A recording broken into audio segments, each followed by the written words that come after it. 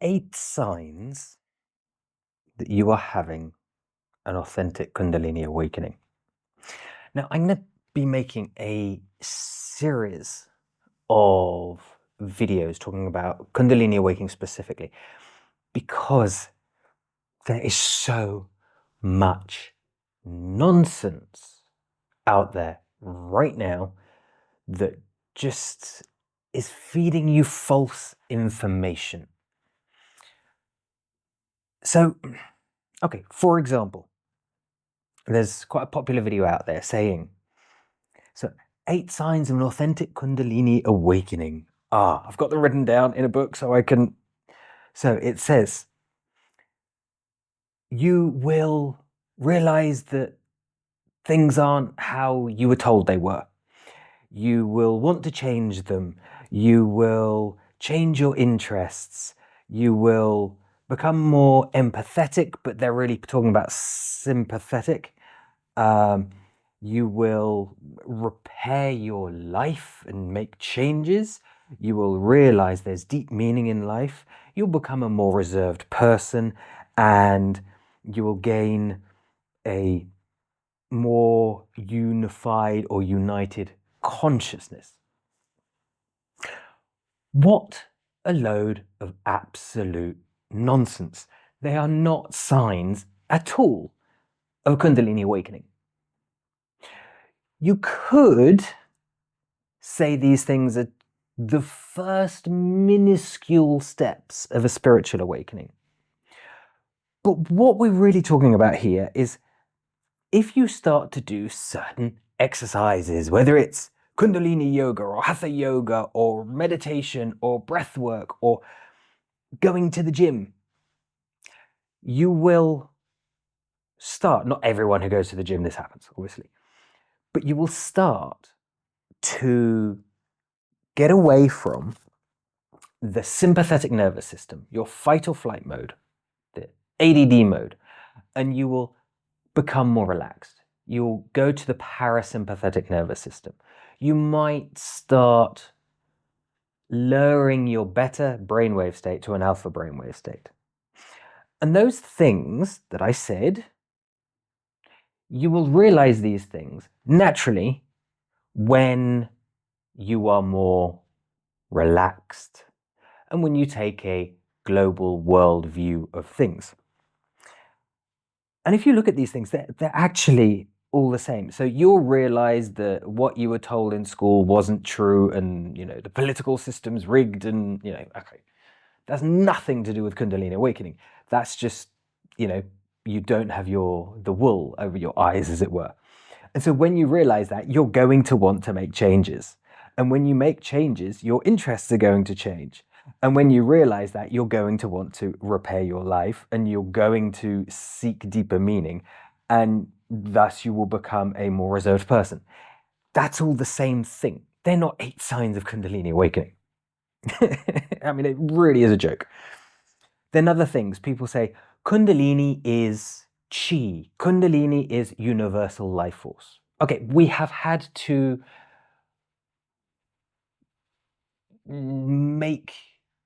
decrease what Kundalini means and split it into 3 because of statements like this. So I've said this in other videos. You have Pran Kundalini, Pranayana, Prana or Chi. You have Chit Kundalini and Para Kundalini. So when people say Chi, Prana, universal life force is Kundalini, they're talking about Pran Kundalini. They're not talking about Kundalini. They're talking about Prana is Prana, Chi is Chi, and those 2 things are vital life force or universal life force energy. That's not Kundalini energy, guys. It's just not. People will say that Kundalini yoga awakens your Kundalini. It doesn't. First of all, if you go and research where Kundalini yoga came from, what actually happened in the construction of it, the guy that made it, the things that happened, and even if you go deeper into it, so despite the fact that he sort of made stuff up as he went along, Kundalini yoga is amazing at getting you into the parasympathetic nervous system. Breath work, movement, the things I stated before. So it will get you, Kundalini yoga especially, will get you into a parasympathetic nervous system state, an alpha brainwave state. It doesn't awaken your Kundalini. Neither does Hatha yoga. However, some people, very few people, but some people can have a Kundalini awakening doing these things. And they will have this for, as far as I can tell, doing lots of research on it, one reason alone. And it is because the instructor, the teacher that they seek, perhaps has an awakened Kundalini. And so by spending time with that person, their Kundalini activates. So it's nothing to do with Kundalini yoga. It's nothing to do with Hatha yoga. It's to do with the person you're spending time with.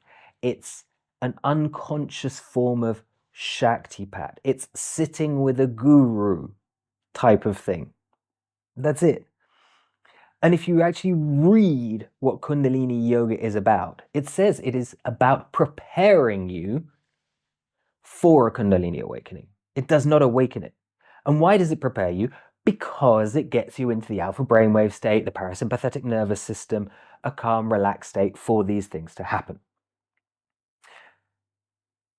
So, it's just forget all that nonsense. So what are 8 signs that you are actually having a true and authentic Kundalini awakening? Right. I'm going to list 8. First of all, if you have just one of these, or maybe 2 of them, it does not mean you're having a Kundalini awakening. It's just certain things happen. So for example, I state the first one is you start to have spontaneous kriyas and spontaneous pranayamas. Now you can have spontaneous kriyas from Neigong, from Qigong in deeper levels of Qigong, even Tai Chi, from breath work, from pranayamas, from meditation. These things can be activated by that. And they can also be activated in Kundalini activation or energy healing, energy work. Just because you have those alone does not mean to say you are having an authentic Kundalini awakening. It's just one of the 8. You've got to have the majority of these to even get close to considering you're having a Kundalini awakening.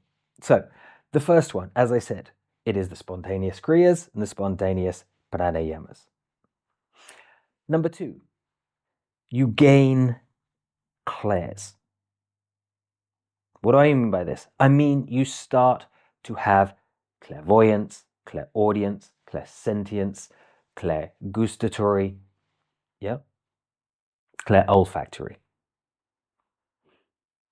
Not déjà vus, clairvoyance, clairaudience. You start hearing things, voices that are not your own, but we're not talking about, you have to understand, we're not talking about what is said to happen in schizophrenia, that you're hearing voices that are your own and it's sort of along the lines of split personality disorder and things like that. We're not talking about that. We're talking about so we're not talking about, people that are told to do harm to others or harm's being done to you or fear or no, we're talking about receiving more clairaudience, receiving information about things you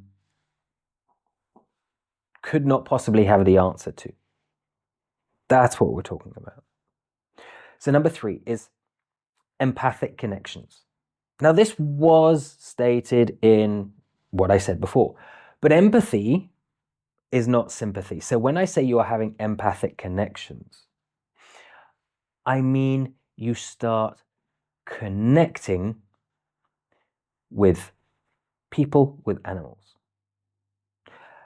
When these connections are deep, when you are having a Kundalini awakening, I'll go into this a little bit later because it's sort of part A of 2 things. But in this point, what I will say by empathic connection is you'll be walking down the street, or you'll be sitting having a cup of coffee by the, in a terrace in a cafe, or you'll walk into a supermarket or in a shopping mall or at the beach or wherever you are. And people will start looking at you unconsciously, especially children, but also animals, because you start giving off an energy that they subconsciously pick up on and look at you. That's level 1 of empathic connection. I'll go more into this in the last one. So that is 3. 4. These aren't in order. It's just for an authentic awakening, you will have the majority, if not all of these. A connection to the collective consciousness. Because I said about the clairs, but when you have a connection to the collective consciousness, you will receive information that you can't possibly know. You will receive answers to things you haven't researched, and you will know they're right. You will have a deep understanding. You will have a wisdom. You will know things are right just intuitively, rather than through your bias, your filters, and your education. So you will suddenly perhaps know something is right that goes completely against what you think is right. And you will have to change your egotistical filters to adapt to it. And this is some of the problems that can occur with ego, dark night of the soul, and things, as these things wake up and your subconscious starts to fight you on them. The next one, obviously, with a Kundalini Awakening, we're talking about that cosmic energy rising through the spine. We're not talking about chi, we're not talking about prana flowing through the body. Kundalini does not flow through the body. That's prana, that's chi, that's universal life force. We are talking about this cosmic energy that rises up the spine. And when it rises, it can rise as a light, it can rise as a heat, it can be a burning, it can be... And that will lead to, if it happens in a balanced way, it will lead to your whole brain becoming activated and imbalanced. And so you will feel your whole column, spinal column, has come alive, and your whole brain has come alive. And this will lead to sensing a deeper meaning. You might not understand the meaning, but you will understand there is a deeper meaning beyond what you know. And after awakening and after settling, you can then start seeking this. Another thing you will gain is gaining precognition. Now, this isn't a clair. When I say precognition, I'm talking about you will start having precognitive dreams. Now, you can understand here, because a lot of people have precognitive dreams. So just because you dream something and then it happens does not mean to say by itself you're having a Kundalini awakening or your Kundalini is awakened. It's just one. You have to combine many of these things together. Okay, but you can start having precognitive dreams. They could be daydreams or sleep dreams. Another one is you can start to have, again, not everybody who has this means it's a Kundalini awakening, but you will start to have out-of-body experiences or the ability to remote view, see things from a distance, which is astral travel. It's not astral projection. Astral projection is an out-of-body experience. Remote viewing, astral vision, astral travel is your consciousness stays within your body, but you can see things happening in different places. And then the last one is you will connect to the energies and the energy fluctuations. So you will feel the movement of the moon, of the sun, of the planets. You will understand that there are cycles, that everybody has them. So we all go out and there's a day that everyone's driving badly, or everyone's stressed at the shopping mall, or yeah. But you will start to comprehend these as energy fluctuations due to planetary cycles, due to retrogrades, due to moon cycles, due to weather patterns. It's not just one thing, it's everything connected. And to place things specifically on one thing is very, very difficult, because whilst science tries to find an individual point and point out that's the problem in things, global warming is caused by methane of cows, rather than the creation of plastics, would be far bigger. But it's neither of the two. It's everything combined. Now, obviously, creating plastics is a far bigger polluter than cow methane, for example. But again, it's everything contributing, everything cycling. It's, different countries using cloud seeding. It's car pollution. It's everything involved. Plus sunstorms, plus so many things involved. And when we connect to these energies, we don't just have the energies of this dimension, planets, blah, blah, blah. We can connect to the energies of different dimensions. And so we can start feeling and connecting to those dimensions. So if you have at least 6 of these, especially the one in the spine, and possibly 8 and more, this isn't an exhaustive list, this is just a basic list. These together, combined, can be a sign of an authentic Kundalini awakening. Nothing to do with being woke and seeing the world isn't working properly and realizing that your programming is wrong. That's nothing to do with Kundalini awakening. I hope this is clear. I hope this has shown you the basic levels of Kundalini awakening. It goes way deeper than this, but these are the authentic signs.